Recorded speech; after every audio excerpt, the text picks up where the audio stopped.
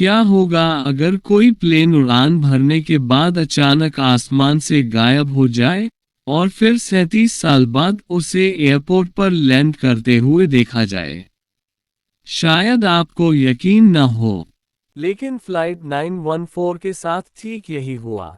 यह कोई आम घटना नहीं है, बल्कि यह एक ऐसी घटना है जिसने पूरी दुनिया को चौंका दिया।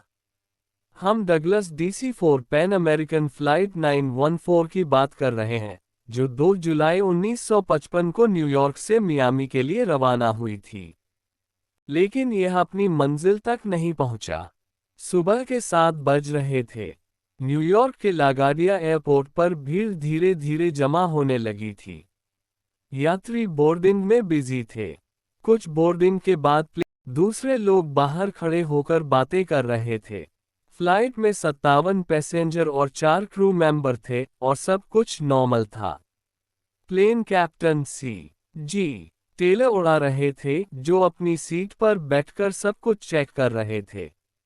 यह एक छोटी और नॉर्मल फ्लाइट थी, जो मियामी, फ्लोरिडा के लिए थी। इसे सिर्फ 3 घंटे में वहां पहुंचना था। मौसम साफ था, प्लेन में कहीं कोई दिक्कत नहीं थी और सब कुछ कंट्रोल में था।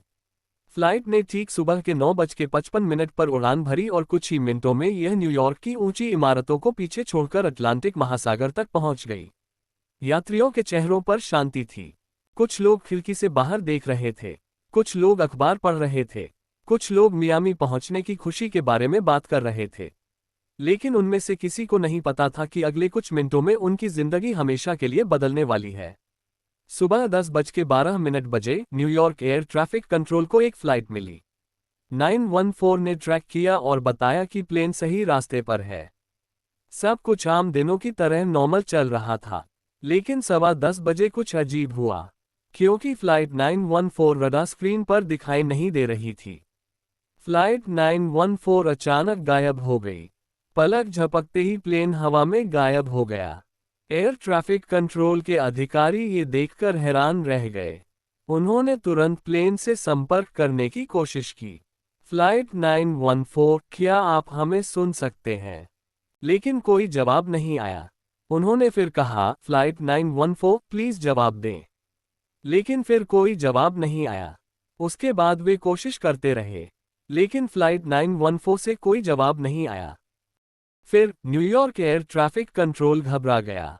एयर ट्रैफिक कंट्रोल अधिकारियों को लगा कि शायद कोई टेक्निकल खराबी है। लेकिन जब उन्होंने दूसरी फ्लाइट्स को ट्रैक किया तो सब कुछ नॉर्मल था। सिर्फ फ्लाइट 914 गायब थी। मियामी एयर ट्रैफिक कंट्रोल को तुरंत बताया गया और कहा गया कि फ्लाइट 914 अचानक रडार से गायब हो गई। अब तक प्लेन को अपनी मंजिल पर पहुंच जाना चाहिए था, लेकिन ऐसा नहीं हुआ। इसके तुरंत बाद एक सर्च ऑपरेशन शुरू किया गया। नेवी ने समुद्र में प्लेन का मलबा खोजना शुरू किया। दूसरी एयरलाइन से भी संपर्क किया गया और पूछा गया कि क्या उन्होंने आसमान में कुछ अजीब देखा है। लेकिन कहीं कोई निशान नहीं मिला। जब बहुत खोजने के बाद भी कोई निशान नहीं मिला तो पैन अमेरिकन एयरलाइंस ने एक बयान जारी किया कि फ्लाइट 914 रहस्यमय तरीके से गायब हो गई, जिसमें 57 यात्री और 4 क्रू मेंबर सवार थे। हमने हर मुमकिन जगह पर खोजा है, लेकिन हमें कोई मलबा नहीं मिला है। हमें बहुत अफसोस है कि इसे एक हादसा माना गया है। लेकिन अब सवाल यह है कि क्या प्लेन सच में क्रैश हुआ था, या ये किसी दूसरी जगह और समय पर फंसा हुआ था। ये सवाल अब सबके मन में था, लेकिन किसी के पास कोई जवाब नहीं था।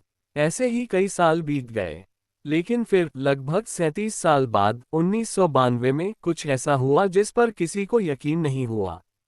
लोग फ्लाइट 914 के बारे में लगभग भूल ही गए थे, जो 1955 में गायब हो गई थी। इसे एक दुखद हादसा माना गया। यात्रियों को मृत घोषित कर दिया गया। इस फ्लाइट के बारे में अब कोई बात नहीं करता था। लेकिन 37 साल बाद 21 सितंबर 1992 को वेनेजुएला के काराकस एयरपोर्ट पर कुछ ऐसा हुआ जिसने वहां मौजूद सभी लोगों को चौंका दिया। काराकस एयरपोर्ट पर एयर ट्रैफिक कंट्रोल हमेशा की तरह बिजी था। हर फ्लाइट पर नजर रखी जा रही थी और सब कुछ नॉर्मल था। लेकिन थोड़ी देर बाद अचानक रडार स्क्रीन पर एक अनजान प्लेन का सिग्नल दिखाई दिया। तब ड्यूटी पर मौजूद ऑफिसर जॉन डेला कोटे ने स्क्रीन को ध्यान से देखा और पाया कि प्लेन काराकस की ओर आ रहा था। लेकिन उनके पास इसके बारे में कोई ऑफिशियल जानकारी नहीं थी।